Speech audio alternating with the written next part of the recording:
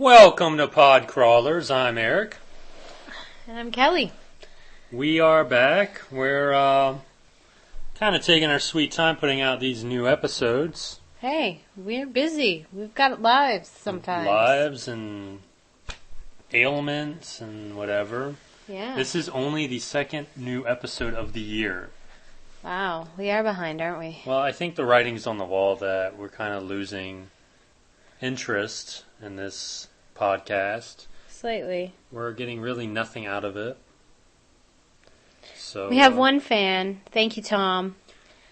Yes. Don't want him to feel unloved. Right. But, I don't know. It's not there. The magic isn't there anymore. It's kind of like, we watch a movie, we talk about it, and it's kind of like you say one of three things. It's bad, it's good, and it's it's kind of old. Yeah. So, this will probably be the last year of Pod Crawlers, the podcast. Unless we, decide to reinvent ourselves. And Somehow. We'll see. But, don't count us out yet. This month, February, marks our second anniversary of this show. And we're doing absolutely nothing special to celebrate it. No. No. Don't really care. No. No.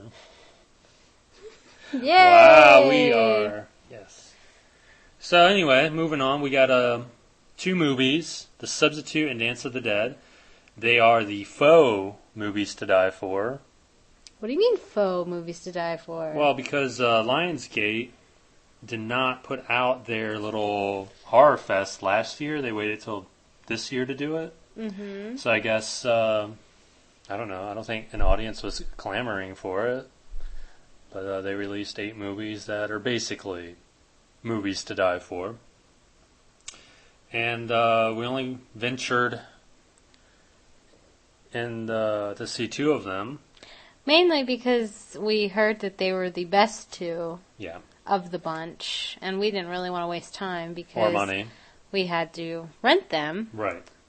And I think they probably were the best 2 of the bunch, just based on, Seeing the other previews. Exactly. The previews for the other ones.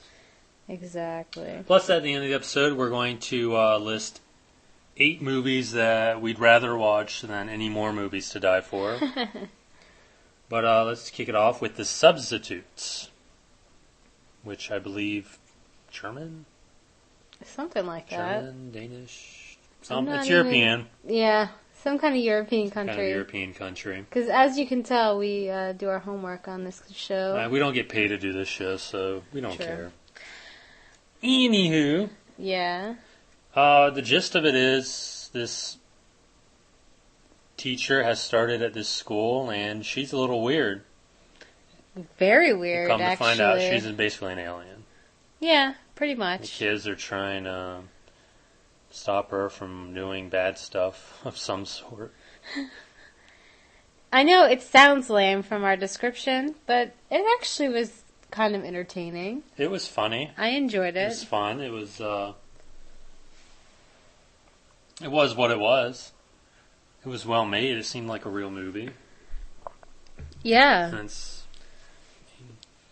the end, though, it's kind of reality tripping a little bit, and I was kind of like thrown off by it. Not necessarily confused, but just thrown off. And but it all ends well, I guess. It does. It does.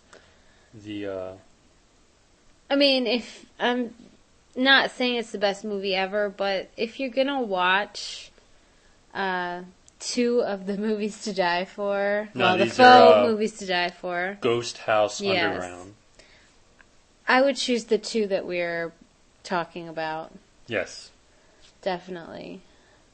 Also want to point out that the woman who plays the alien / teacher, she really gives a good performance. She does. She's really good. You can either play it just a few ways, just as, creepy teacher, or Just maniacally insane right. teacher. She kind of plays it all. Yeah, But does. she also shows kind of a human side. Yeah. Even though she is an alien or possessed by an alien or whatever.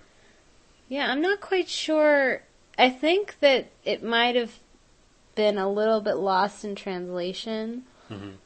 Because not that I was confused by it all, because I understood what was happening, but really her origin, I didn't find that to be very well explained. Well, the movie's bookend by a voiceover that kind of explains that, this alien race doesn't know love, so they came to Earth, but they wind up coming to Earth killing people, so yeah, exactly. It seems a little not quite But I agree with you. synced up, I guess. Yeah, something was definitely lost in translation.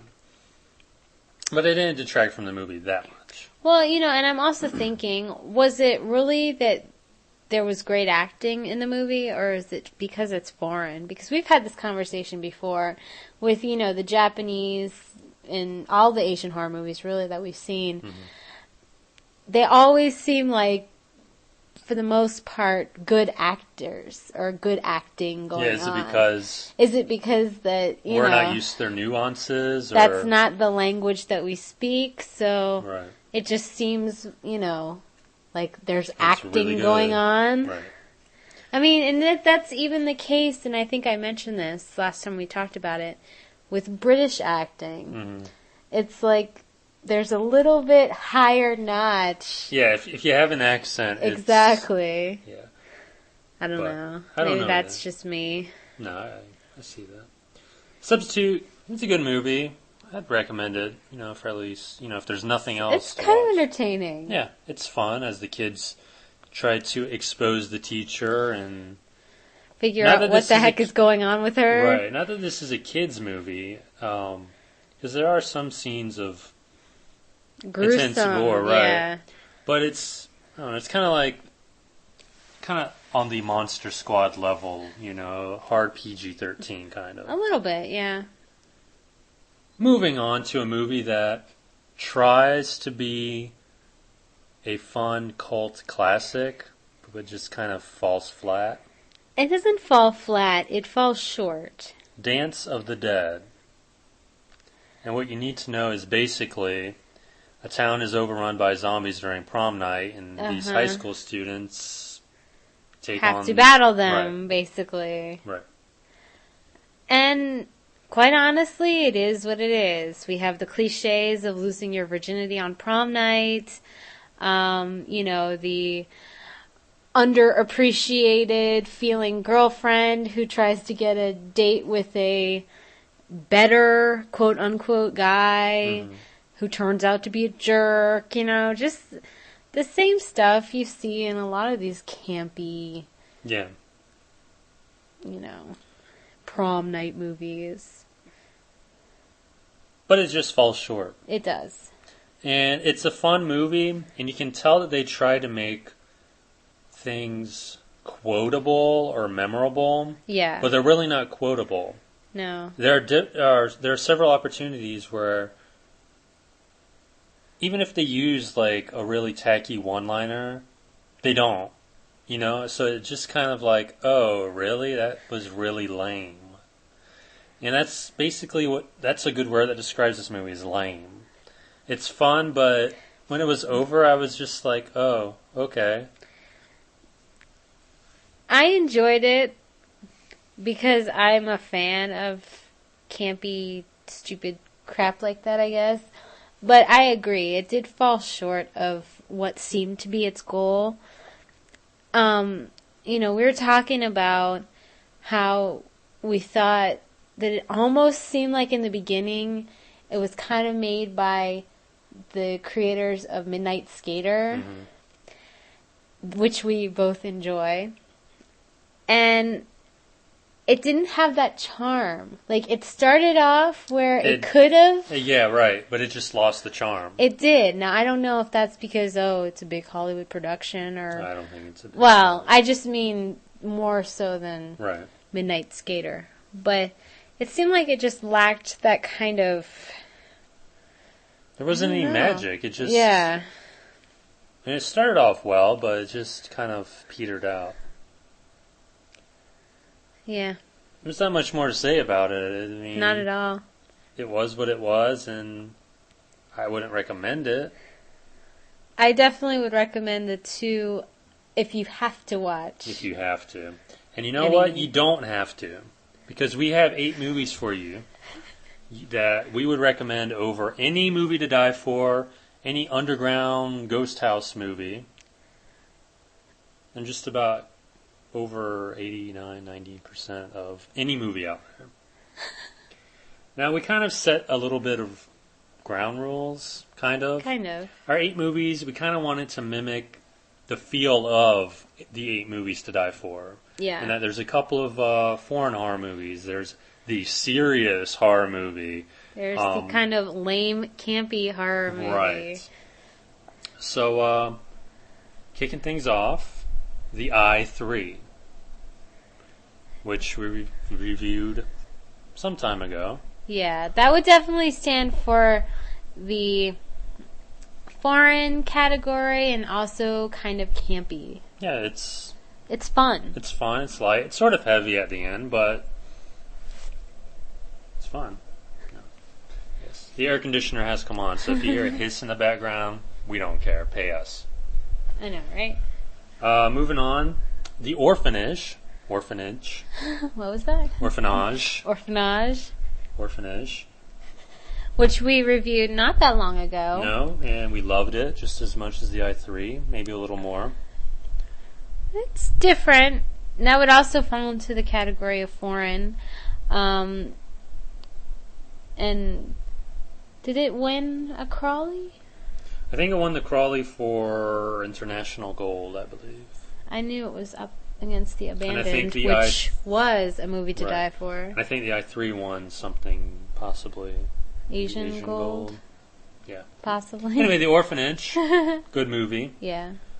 Our serious entry in our 8 movies we'd rather watch than a true 8 movie to die for. 28 Days Later. I love that movie. I could watch it over and over and over again and then go kill myself. But I really do enjoy it. I saw it in the theater. Loved it there. After the first time, it doesn't really scare you so much. It creeped me out, though, in the theater. I still love the part when he gets out of the hospital and there's just nobody. Right. I love it. And Cillian Murphy is phenomenal. Yes. All right. Very good movie. We've yet to really talk about it officially on Podcrawlers. Which is why I kind of went off there a little bit. Yeah. A movie that we have talked about, Phantasm, the original Phantasm. Goofy movie that sort of fits into our 8 movies to die for. And it's kind of a counter to the darkness of The Orphanage and 28 Days Later. It's fun. Yeah, and short, so yeah, it doesn't wear out its welcome. Typical, that kind of genre, that kind of time frame movie. Right. So. And it's kind of one of a kind. I mean, you don't watch a movie and like, wow, that's like Phantasm. Right. You don't say that. No. And you don't say that about Creatures from the Abyss, which is our 5th. Oh, God. There's a good reason why you don't say that about Creatures from the Abyss. It's kind of a foreign movie, but it's really silly, and it's no worse than Unearthed or Nightmare Man. It's more fun, at least. It is fun. Which is the point. Yeah, I guess. I think that's my least favorite of the 8. Oh, come on. If we watched it again, you would enjoy it. Yeah, maybe if I was drugged. Anyway. When a Stranger Calls remake. Which is very rare for us to enjoy a remake more than the original. Yeah. Which I don't remember seeing the original, but I don't either. But it just seems like one that we would enjoy more because it wasn't bad. It wasn't bad. It was short. It was, it kind of kept you in suspense. It wasn't, it was predictable, but not overly predictable. Right. Like, you're just kind of going around. It's not like you're thinking in your head, oh, when is this going to be over? Duh, it's this guy. This guy's the killer. Blah, blah, blah, you know. Right. You know that the killer's there. Right, exactly. There's no secret. The original April Fool's Day, I love this movie. which we haven't talked about properly on the show. We kind of discussed it a little bit when we talked about the remake, which we hated. Well, yeah. Yes. It's But the original is just phenomenal. If you haven't seen it, just See it. Don't see it. You know, when these 8 movies to die for come out on video, like the new set, which Video, what's that? right. Don't. Blu-ray? Go on Amazon, order April Fool's Day, the original one. Enjoy that Yeah. instead. You will, I mean, come on. It's a If- classic. Exactly. If you like the older, classic movies, like the original Halloween, the original Friday the 13th, although we haven't seen the remake yet, so I can't say that it's Right. bad, but I can only imagine. Right. Then definitely see April Fool's Day, because it is a great movie. And last and least, this kind of Oh, come fills on. the bill for stupid movie of the 8 movies. No, I think Creatures from No, the Abyss. this does. Final Destination. I love this movie. I know it's terrible. I'm not going to be the person who says that, it's great cinematography and great this and great that. No. I know it's dumb. I know the premise is dumb. I know they shouldn't have made a second or a third Or even a fourth. or a fourth. In 3D, I believe. But I enjoy it. Every time it's on, I like to watch it. I have it on DVD, although I guess unfortunately I have the second one too because it's in a 2-pack. I like the second one better. Oh God. The second one is just like, No. yeah, we know this sucks. We're just gonna friggin' go balls out with it. All right, we're So- getting a divorce. So these are the 8 movies we'd rather watch. Yes. The I-3, The Orphanage, 28 Days Later, Phantasm, Creatures from the Abyss, the remake of When a Stranger Calls, the original April Fool's Day. and Final Destination. There you have it. 8 movies we'd rather watch than Dance of the Dead. Yes. Yes. I want to remind everyone out there our email address, not that it matters, is podcrawlers@gmail.com. We do check it, Once in a while. so you can drop us a line. This is actually the first of 3 episodes that we're recording back to back to back. So we already know what's Back going to back to back. We know it's coming. Yeah. Next episode, like Asian A-Go-Go, we have 5 Woo! movies we're going to discuss. Yeah. Red Eye, The Commitment, The Suicide Song, The Unborn, and Hair Extensions. All great movies. Well, one of those 5 is a great movie. Following Which that one? great episode, which may appear sometime this month, I don't know. The first 4 Friday the 13th movies. Yeah.